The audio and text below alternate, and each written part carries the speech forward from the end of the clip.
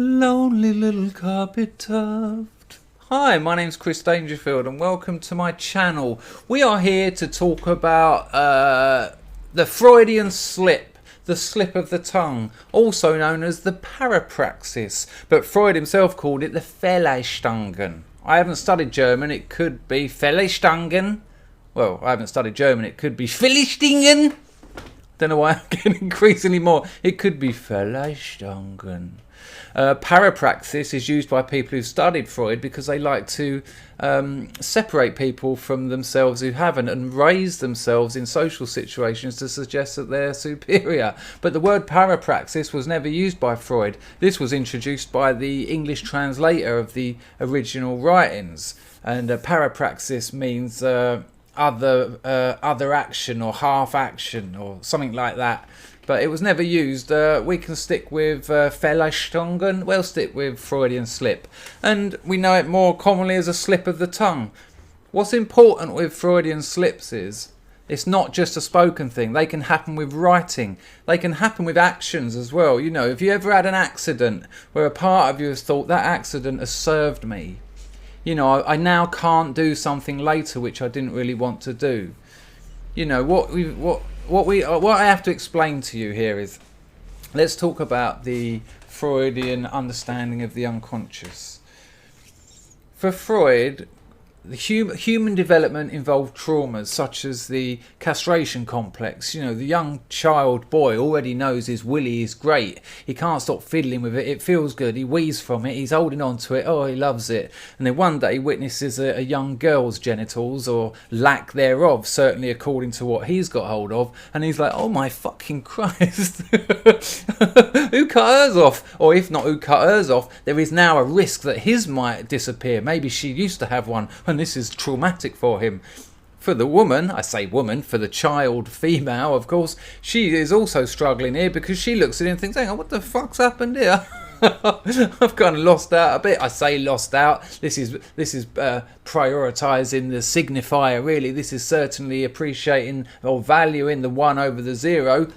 Freud made a lot of mistakes. Freud wasn't perfect. What's interesting about Freud, and what's interesting about a lot of these writers, is the mistakes they made were what made them good, because the contradictions in these texts is where are the parts that you can resolve them and move the ideas forward, develop the work, you know, much like a Hegelian dialectic, you could say. So, you know, there's one trauma. Another one, the classic one, is the primal scene, where the young child witnesses the copulation of the parents in the classic textbook edition, and assumes it's aggressive and violent, and it often is. Certainly doesn't see it as a loving sexual thing, knows nothing of those themes, and so he's sort of kind of terrified by it. Could also see it on telly, could also see animals doing it. Either way, it's kind of traumatic.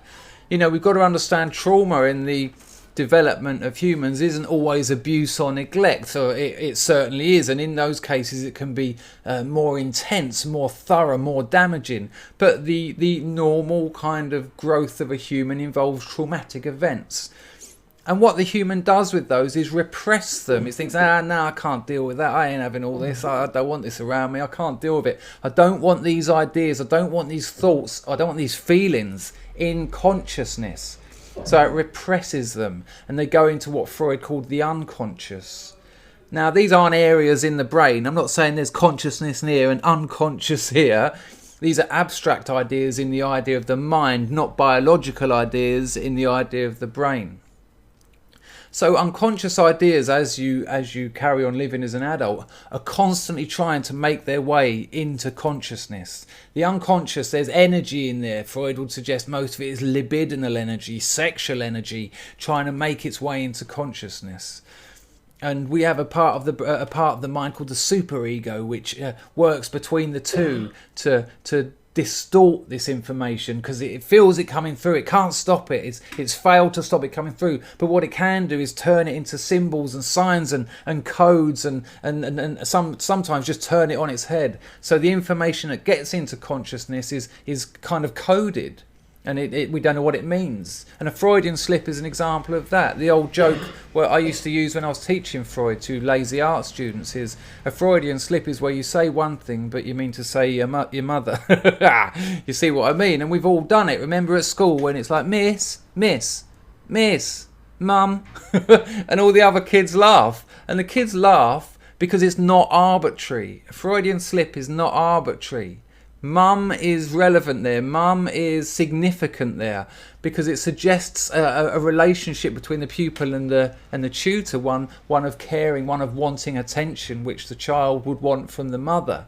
And the other children, almost certainly on an unconscious level, recognise that, and that's why they laugh. And, that's how comedy works. Comedy works where the comedian says things that everyone thinks but it doesn't say, and it kind of exists like that. So this is a Freudian slip, and this was written in the Psychopathology of Everyday Life, which is the turn of the last century, about 1900, 1901. A few years later, Freud writes the Interpretation of Dreams, and it developed this idea of unconscious information making its way into consciousness, but rather than through a Freudian slip, rather than through an accident that you didn't need to do, that your unconscious caused, rather than all those things, rather than the parapraxis, it was dreams. Dreams, according to Freud, is unconscious information trying to get into consciousness. And the old superego's there going, nah, not having all this. I'm not just going to have that. I'm not going to have that. And, for Freud, a lot of dreams are wish fulfillments. And sometimes that's hard to understand because you dream some pretty horrific stuff. But that's because the superego is turning this stuff around and distorting it, encoding it again. It's kind of saying, all right, so I can't stop this information coming into consciousness, but what I can do is mess around with it. I can make it, not so clear. I can jumble it up a bit. And that's the work of a psychotherapist. That's the work of a psychoanalyst. They will listen to your dreams. And, it's weird that we get books on what dreams mean, and you'll go through it and it'll have all the different things, a load of different dreams, naked in public, grinding your teeth falling out, all this, and it'll tell you what they mean. And that's missed this totally.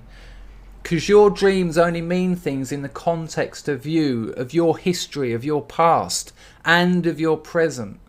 And the therapist, the analyst, will look at those and that's why they spend months getting to know you and getting to know your story. So when you explain something about a Roman centurion driving a go-kart to your auntie's house, the therapist can kind of work out what they mean, suggest it back to you and look for your response and to see whether they hit the nail on the head. And there you go. This is what I came to tell you about with Freudian slips. And remember, it's not just spoken. It can be written. It can be a physical accident. It can be anything where the unconscious mind makes its way into consciousness and your speech, your writing or your action is a demonstration of the non-arbitrary quality of that accidental, excuse the air quotes, gesture. Dreams are much the same. I hope you enjoyed that. Thank you very much. I loathe you.